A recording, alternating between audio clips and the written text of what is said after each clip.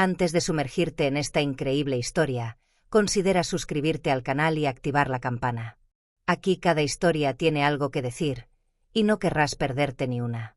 Juez condena injustamente a su padre a 25 años de prisión, pero el abogado tenía otros planes.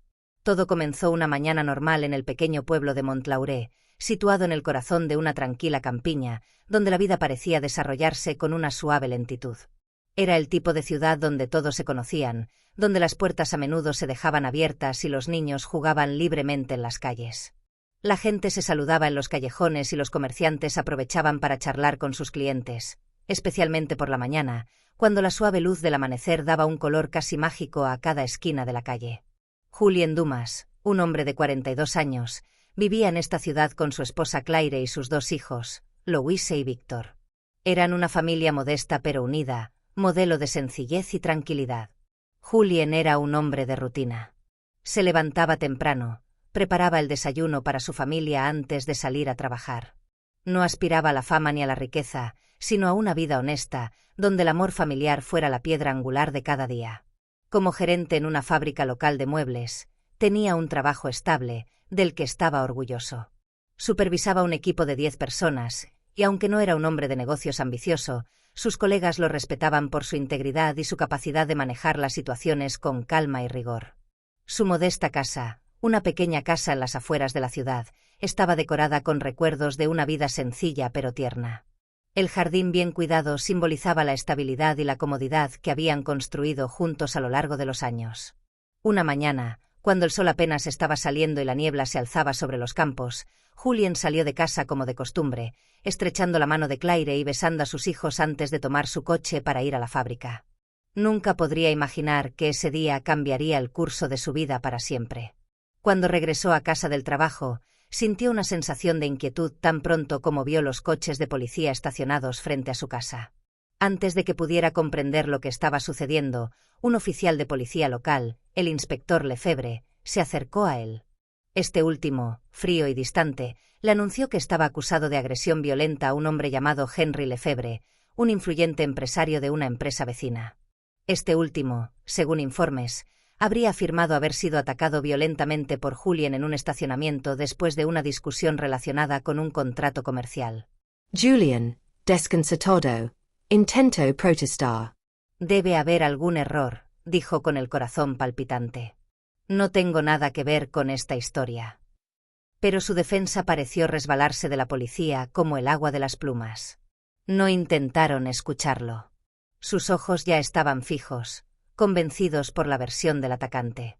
La policía lo llevó a la comisaría, donde lo interrogaron durante horas sin poder contactar con un abogado. Los minutos se convirtieron en horas mientras se preguntaba si lograría salir vivo de esa situación. Los testimonios recogidos durante la investigación parecían incriminar a Julien. El señor Lefebvre, en su relato, habló de un ataque violento, un golpe en la cabeza que le dejó varias fracturas. Pero lo que hizo a Julien aún más cuestionable fue el testimonio de los testigos, los empleados del señor Lefebvre, quienes afirmaron haber visto a Julien salir corriendo del estacionamiento después del ataque. Cada palabra, cada frase parecía cuidadosamente construida para condenarlo. Aunque todos ellos eran allegados al señor Lefebvre, estos testigos fueron considerados creíbles. La policía, ya de por sí parcializada por la estatura del empresario, no investigó más. Julien intentó explicarlo. Había salido del estacionamiento, claro, pero no tenía idea de lo que estaba pasando. Quizás un altercado verbal con el señor Lefebvre, pero en ningún caso una agresión. Sin embargo, nadie quería escuchar sus explicaciones. La investigación se volvió inmediatamente contra él y, cuanto más tiempo pasaba, más se estrechaba la red a su alrededor. La evidencia física era inexistente. En la escena no se encontró ADN, ni rastros de sangre, nada. Pero la versión del señor Lefebvre parecía sostenerse por sí sola. La cámara de vigilancia que filmó la escena solo mostró una imagen borrosa de alguien que se parecía vagamente a Julien. Pero ¿quién podría cuestionar el testimonio de un hombre tan respetado como Lefebvre? Al día siguiente, la ciudad de Montlauré comenzó a dividirse. Los vecinos de Julien, los comerciantes, incluso algunos compañeros de la fábrica, empezaron a murmurar. ¿Cómo pudo un hombre tan tranquilo hacer semejante cosa? Se preguntaron. El rumor se extendió y, aunque algunos todavía apoyaban a Julien, la mayoría parecía creer en las acusaciones. Los informes policiales y las declaraciones de testigos, aunque dudosos, fueron considerados como evidencia sólida por la comunidad. Cuando comenzó el juicio, Julien se encontró frente a un sistema legal implacable. Su abogado, el maestro Thomas Lemoine, era un hombre modesto, conocido por su trabajo duro pero también por su falta de experiencia en casos tan complejos. Frente a él se encontraba el señor Gerard de la Croix, un reconocido abogado especializado en juicios penales complejos y cuya reputación se basaba en su capacidad para manipular los hechos en su beneficio. De la Croix era un hombre imponente, su carisma y su capacidad para convencer a los jueces eran legendarios. Las primeras horas del juicio fueron abrumadoras para Julien. Los testigos se alinearon contra él, repitiendo sus versiones de lo ocurrido con escalofriante certeza. El testigo principal, un empleado de la fábrica, afirmó haber visto a Julien salir apresuradamente del estacionamiento. La cámara de seguridad, aunque borrosa, parecía mostrar una figura que se parecía a él. Julien, defendido por un abogado sin recursos, se sintió impotente. Lemoine intentó presentar contraargumentos, pero su discurso parecía perdido ante la fuerza de la acusación. La falta de una coartada sólida de Julien, combinada con la credibilidad del señor Lefebvre, dejaba poco espacio para la esperanza. El juez, señor Bernard Fouché, un hombre de edad avanzada conocido por su intransigencia, pronunció su veredicto. El acusado es culpable de agresión con violencia. La pena es de 25 años de prisión. El trueno resonó por toda la habitación. Julien, aturdido, todavía no entendía lo que estaba sucediendo. ¿Cómo fue posible tanta injusticia?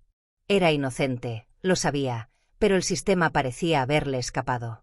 Y cuando las puertas de la sala del tribunal se cerraron detrás de él, se dio cuenta de que la injusticia apenas estaba comenzando. Julien Dumas, una vez tras las rejas, se encontró a la sombra de un destino roto. La prisión no era simplemente un lugar de detención, sino un lugar donde su mente y su cuerpo se enfrentaban diariamente a la inmensidad de su injusticia.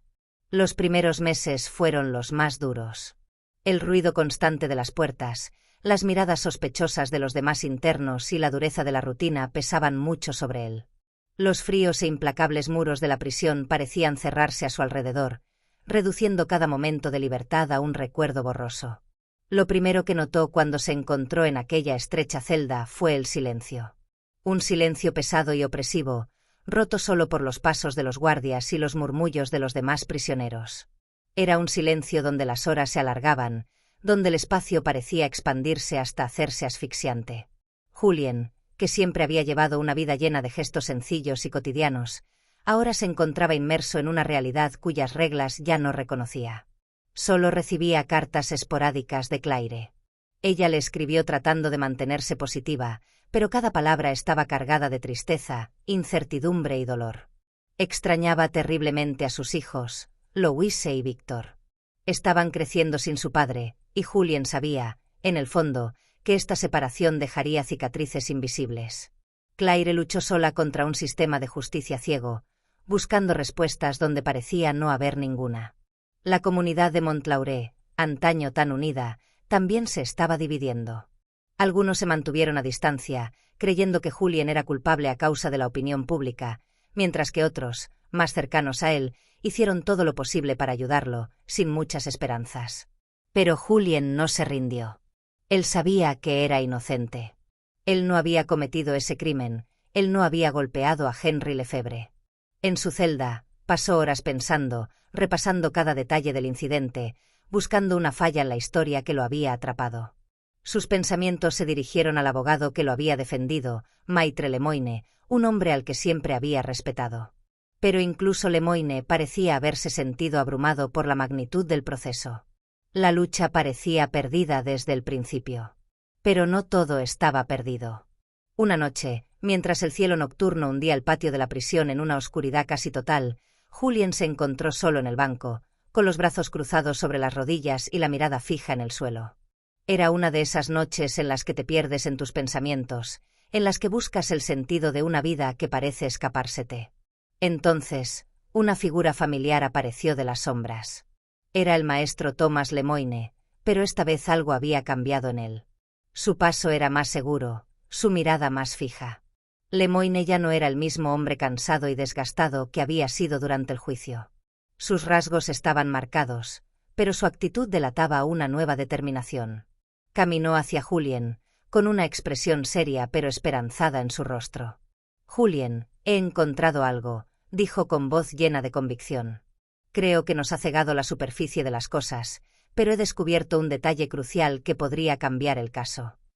Julián, que había perdido casi toda esperanza, sintió un escalofrío de sorpresa y esperanza en su corazón.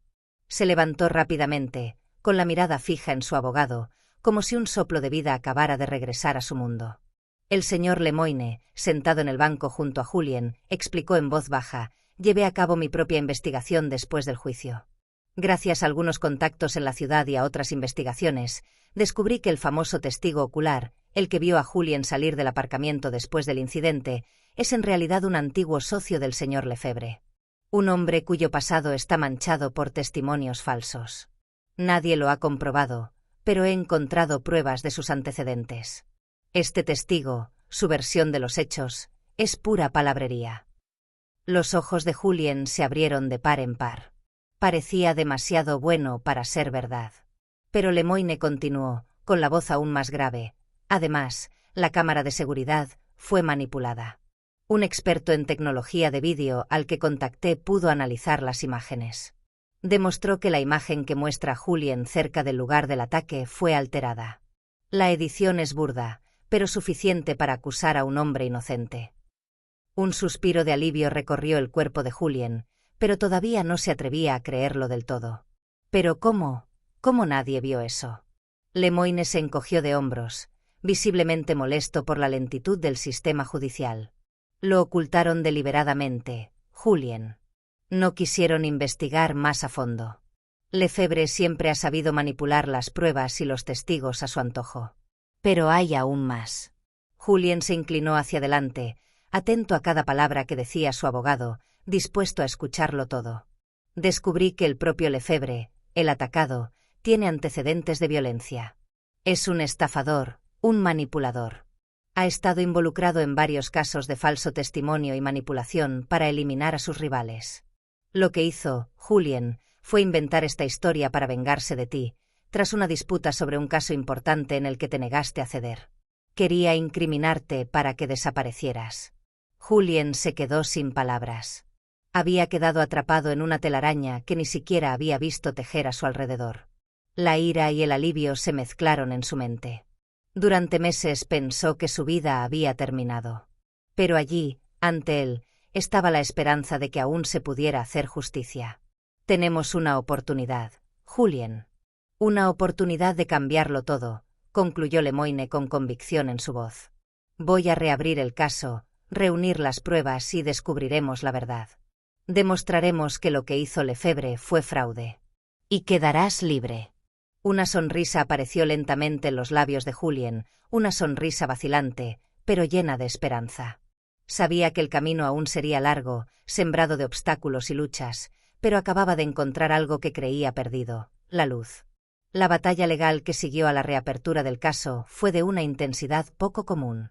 El maestro Thomas Lemoine, armado con nuevas pruebas y animado por una feroz determinación, se lanzó a una batalla despiadada. Desde el principio el ambiente era diferente.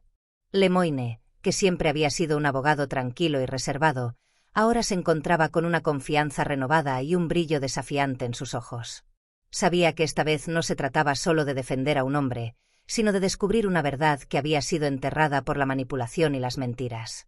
La audiencia de apelación fue un shock para todos los presentes.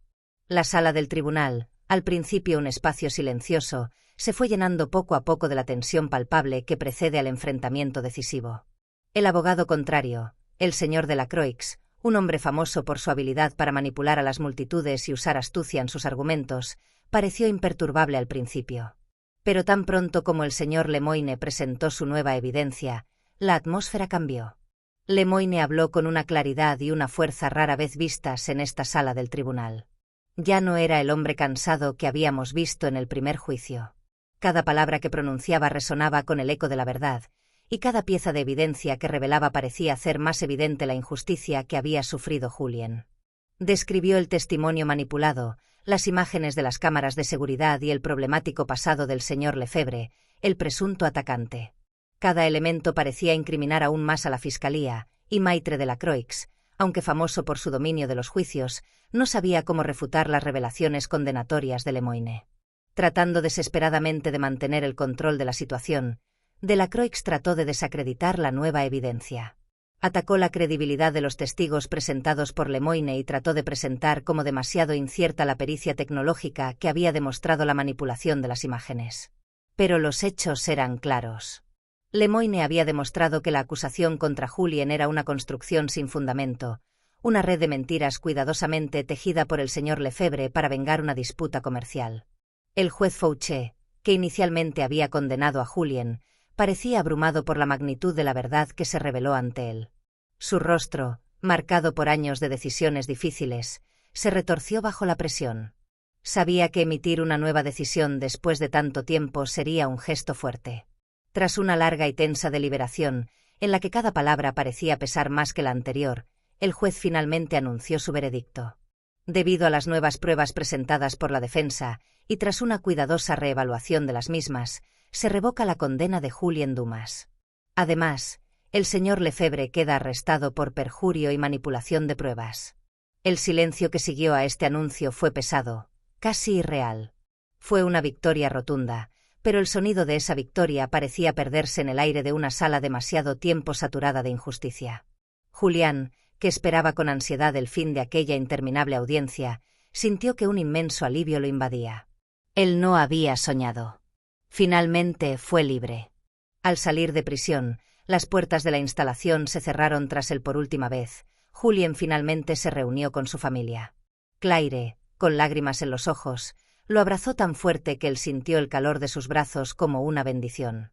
Louise y Víctor, que habían crecido sin él, corrieron hacia él, con una ola de pura felicidad estallando en sus ojos.